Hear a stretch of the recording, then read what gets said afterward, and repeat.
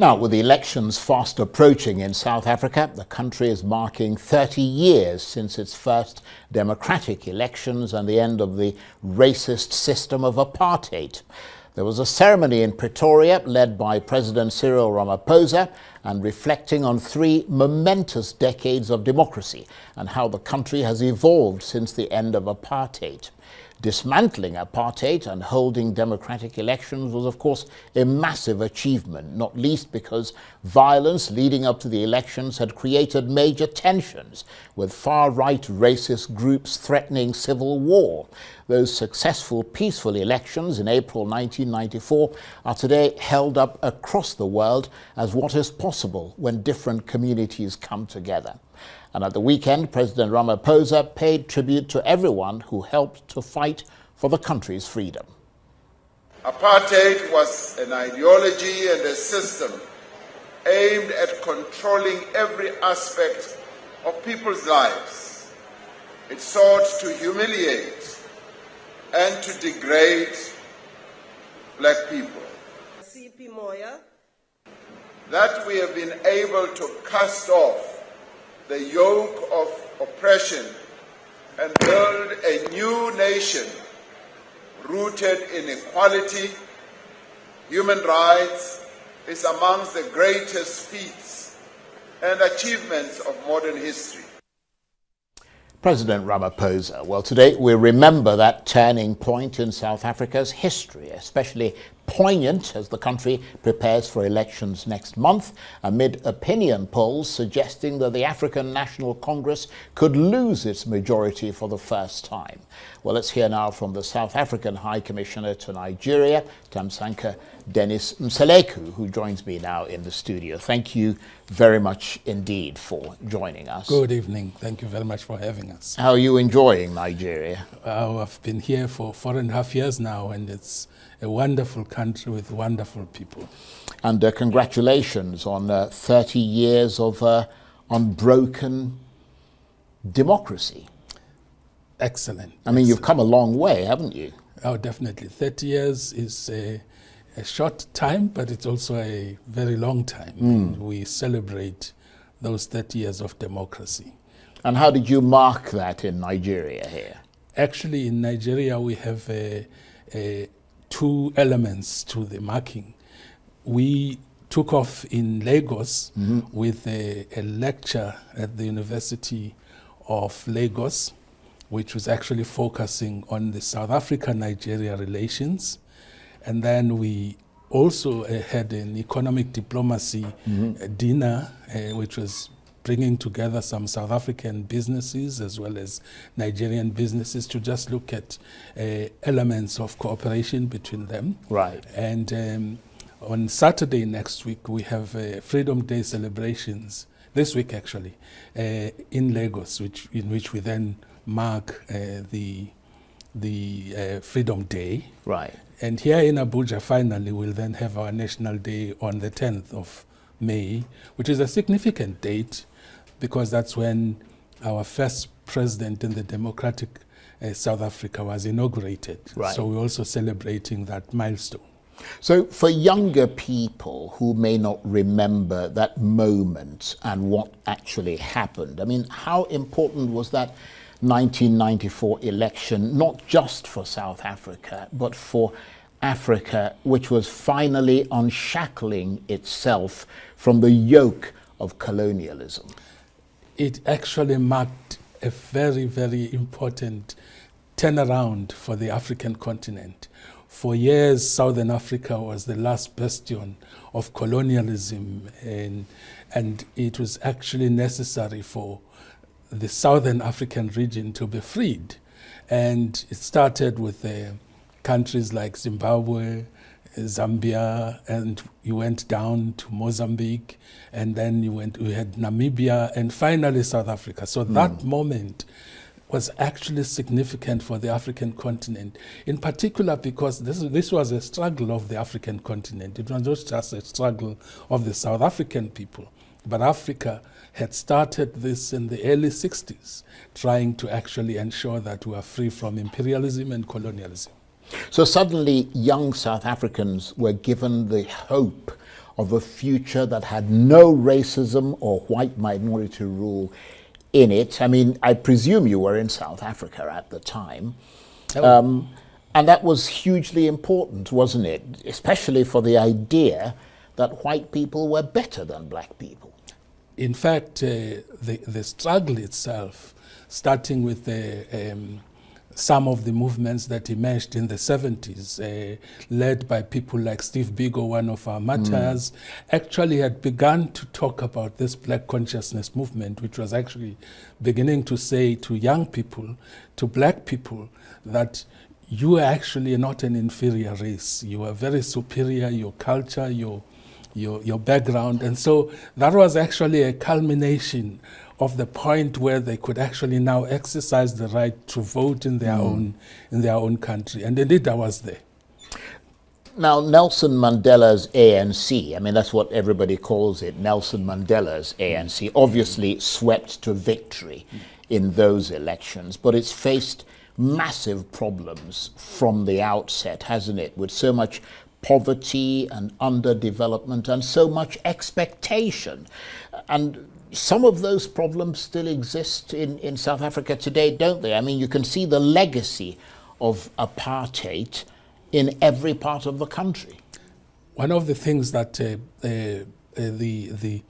you say, the ANC of Mandela was immediately faced with was the reality that ours was a settlement between those that had been oppressing the people and those that were fighting for liberation. It was a settlement between them, and therefore when you have a settlement of that nature, the kind of program that you embark on always has to take into consideration some of the legal frameworks that are based on a settlement. So a lot of balancing. A lot of balancing for quite a while. And indeed, you do that within a legacy of poverty, of underdevelopment, in fact of bankruptcy, because the Mandela government took over a state that was actually bankrupt at that stage.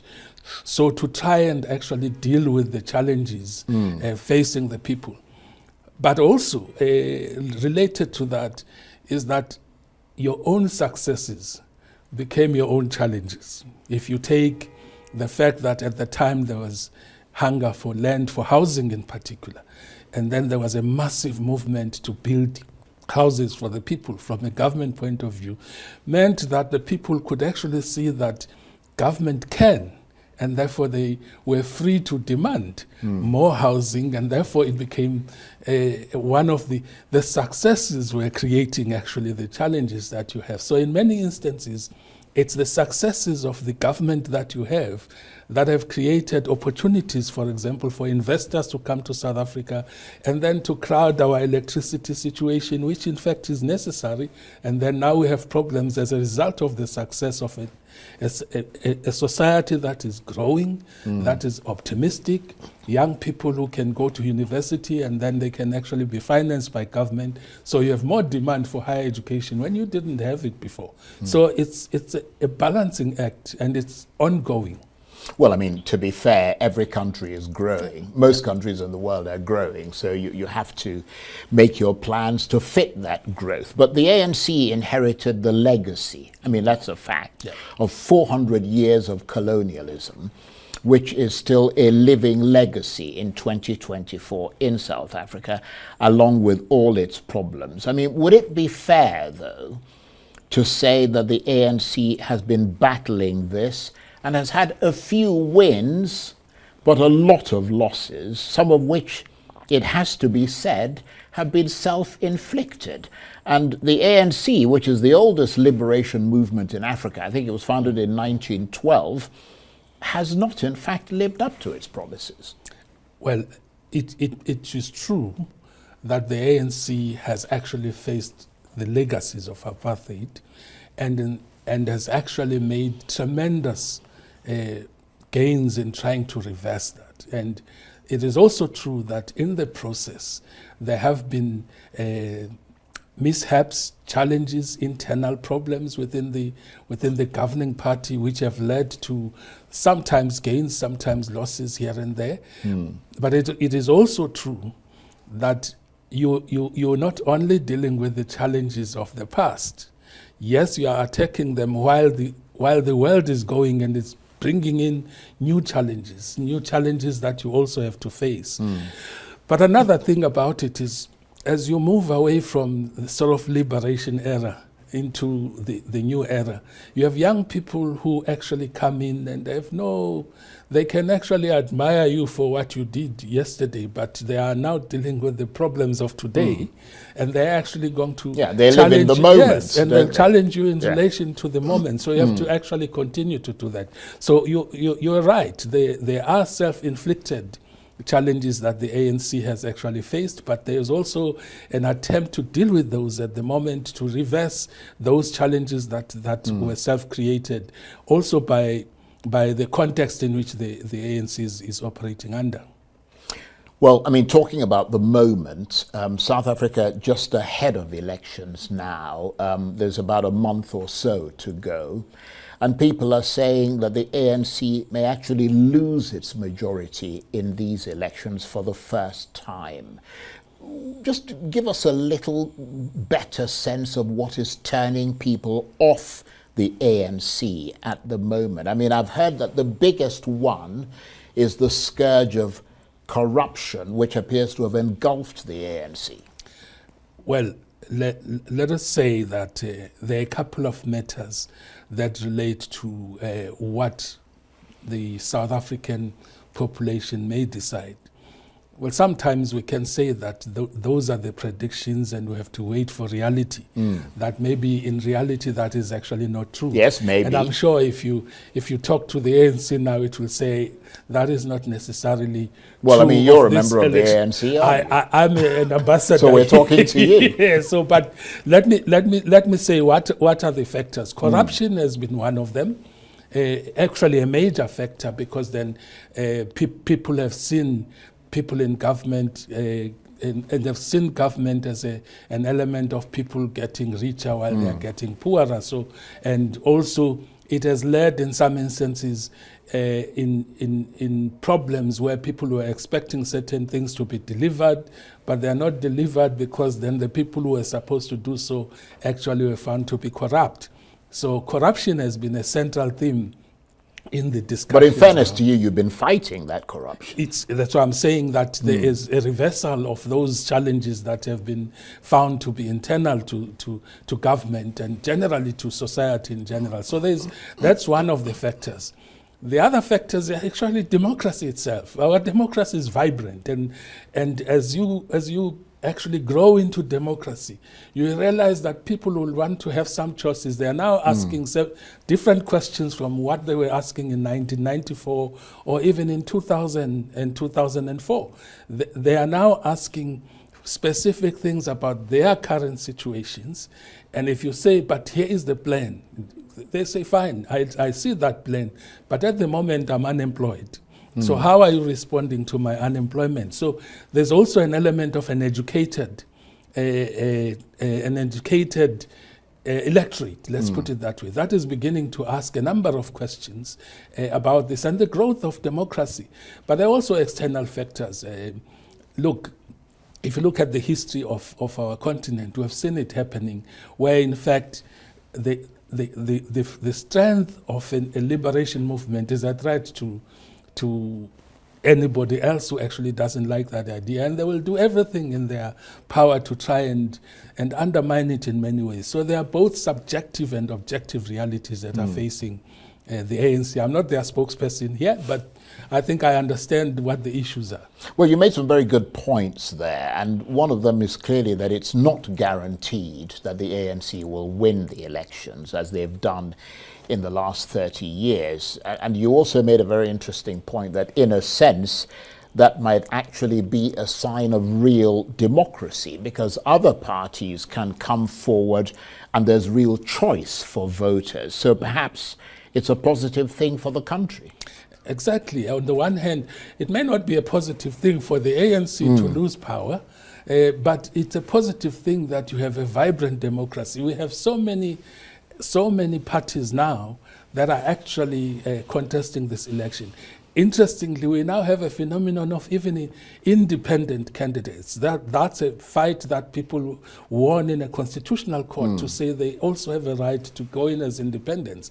So there is a kind of growth in the democracy. Whereas you had party lists before, you are now moving to independent candidates. Maybe in the next future, you'll then have a situation where you have a presidential kind of election like you have here. We don't have that kind of an election at the moment, and some people believe it's more democratic than what we have. It depends on where you stand and what you are trying to achieve. And just explain to us the system that you have for people who may not understand that. Well, our system is actually a party-based system. So people elect a party, even if they see the face of the individuals, but they are not electing the individuals like President Ramaphosa or any other face that they see. They are electing a party, and the party then will take the number of seats in parliament according to the party, to the party's performance. And parliament will then elect a president. Whereas it's not a direct election by the electorate. It's actually the president is elected by parliament. So theoretically, a majority party may, if it happens, actually support the election of another candidate who doesn't come from the majority party. That's unlikely at the moment. It hasn't happened, but it might happen in future. You never know. Well, you did mention that you're not a spokesperson for the ANC, you're a spokesperson for the country, South Africa. So what can you tell us about the key rivals to the ANC in the election? We've got the Democratic Alliance, for example, or DA, the EFF, of course, the Economic Freedom Fighters. What can you tell us about those parties? Well, the Democratic Alliance has been the majority opposition party since the election in different shapes, since the first election in different shapes.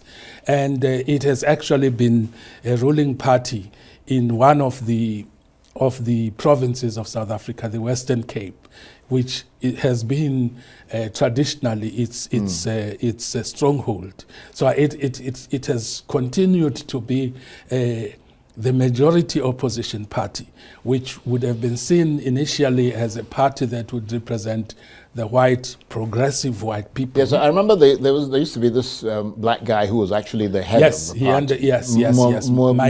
Maimane. Yes, I interviewed him a few times. Exactly. Very intelligent guy. Yeah, then he moved to, now he's been leading a movement of independence, which he has put together. Then from the ANC, you have actually, or before that, there was also the Inkatha Freedom Party, which we know there about. Was the Zulu sort of based party, wasn't it? Well, it is based largely in KwaZulu-Natal, but it would argue that it's not a Zulu party, so I don't want to comment on that. But it is actually, it actually was dominant in KwaZulu-Natal until the ANC took over from it, and it's been in opposition to the ANC for quite a while. And then you have most of the others are actually offshoots of the ANC, apart from the other smaller parties.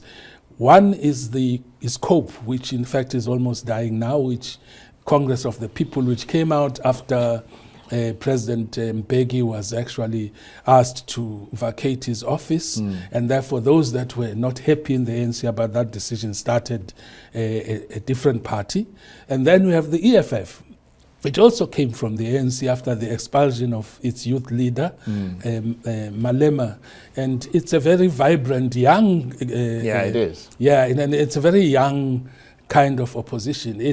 One of the advantages that they have as young people is that they're able to actually articulate very radical positions which the young people of the moment actually will subscribe to in many ways. They have an advantage that they can actually articulate some of the most radical and of course there's Zuma's new party, isn't there? And then of course President Zuma's MK party, which has just emerged now. Initially he actually said, look, I'm still ANC, but I'm going to actually vote this new party that Right. I've created, which was, of course, a challenge for everybody to understand.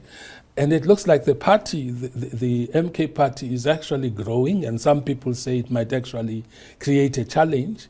But it's largely going to be critical. These parties, the EFF particularly and the MK party, they're going to be critical in how, if you have a situation of coalition, then the kind of where they go with Yes. the coalition is going to be very critical. That's very interesting. And of Yes, course, yes.